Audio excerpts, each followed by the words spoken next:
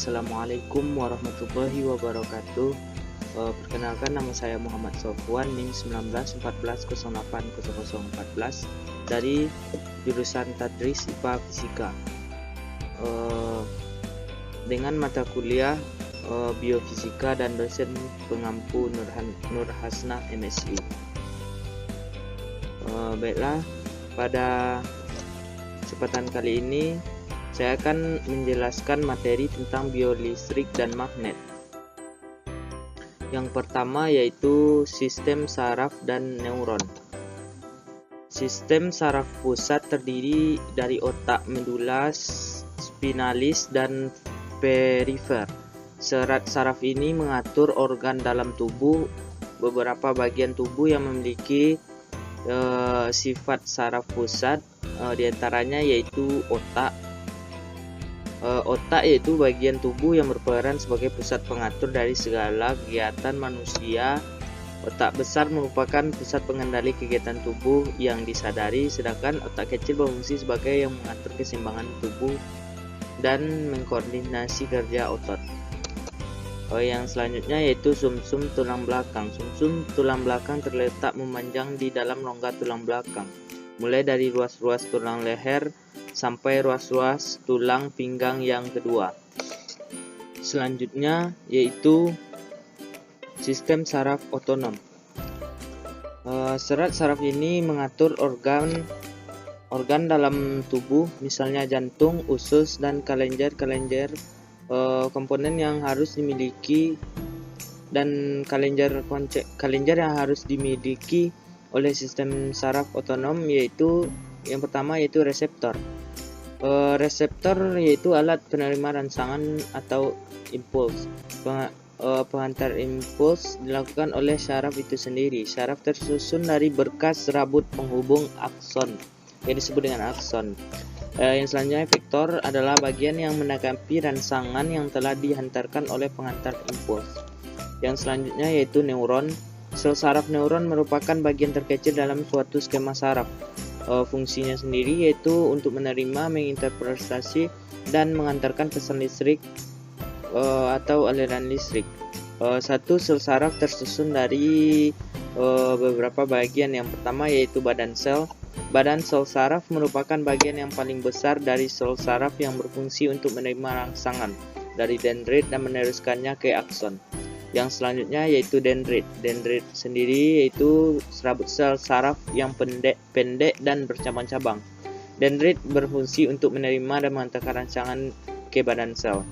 Yang selanjutnya itu akson. Akson sendiri disebut juga dengan neurit. Neurit adalah serabut sel saraf panjang yang merupakan perjuluran sitoplasma badan sel.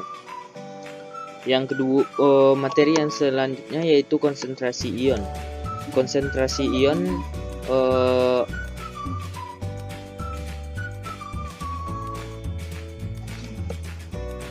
potensial istirahat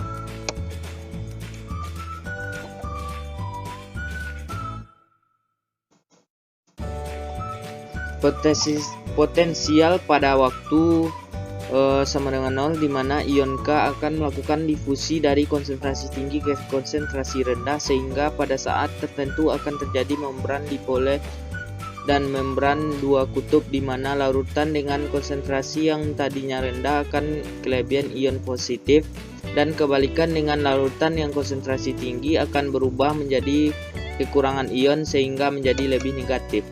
Yang selanjutnya yaitu kelistrikan otot jantung.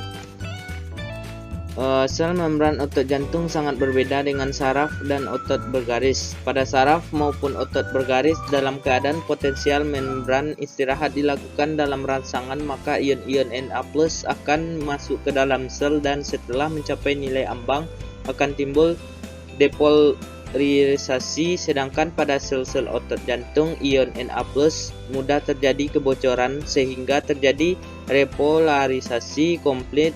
Ion Na+ perlahan-lahan akan masuk kembali ke dalam sel, dengan akibat terjadi gejala depolarisasi secara spontan sampai mencapai nilai ambang yang terjadi potensial aksi tanpa memerlukan rangsangan dari luar.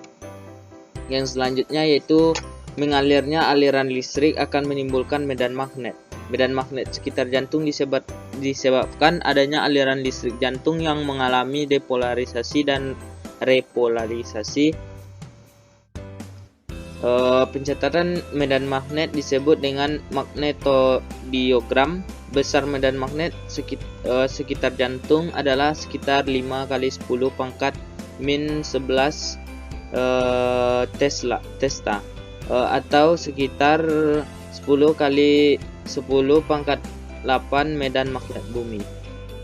Yang selanjutnya yaitu EEG, EKG, dan EMG.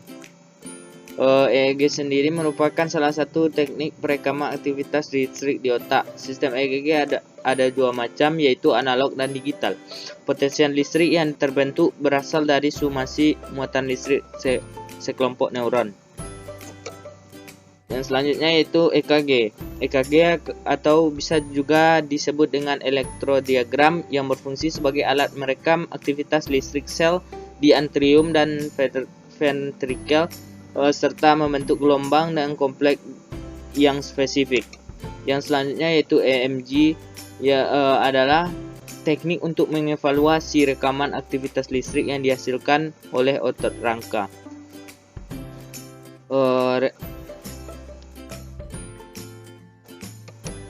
Yang selanjutnya yaitu kelistrikan pada belut listrik.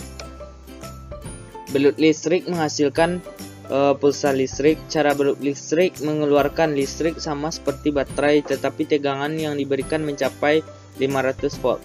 Belut listrik menghasilkan arus listrik yang besar melalui sistem saraf yang sangat terspesialisasi, yang memiliki kapasitas untuk menyinkronkan aktivitas sel penghasil listrik berbentuk cakram yang dikemas dalam organ listrik khusus Johns.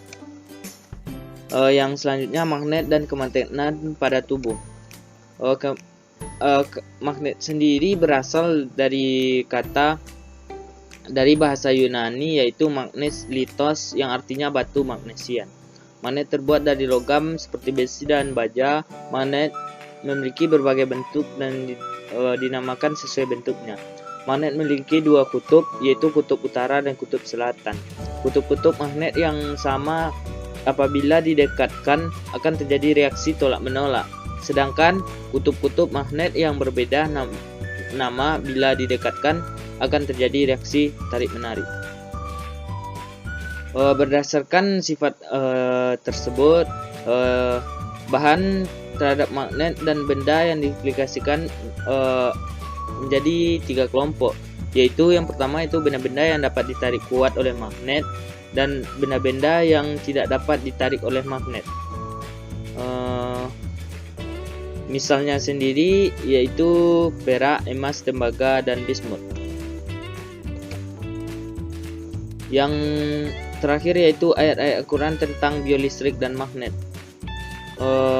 Di dalam Al-Quran surat An-Nur ayat 35 yang menjelaskan bahwa ilmu pengetahuan dan teknologi sudah ada sejak dahulu. Namun manusia belum mengetahui, dan tak hanya manusia yang dapat memberikan arti penting dari listrik, namun Al-Quran juga demikian, bahwa pada ayat ini dijelaskan lampu itu bercahaya dan cahaya itu berada dalam peti atau kaca, dan bola lampu itu sudah ada dari dahulu. Mungkin hanya sekian untuk kesempatan kali ini. Mohon maaf atas segala kesalahan. Wabillahi taufiq wal hidayah. Assalamualaikum warahmatullahi wabarakatuh.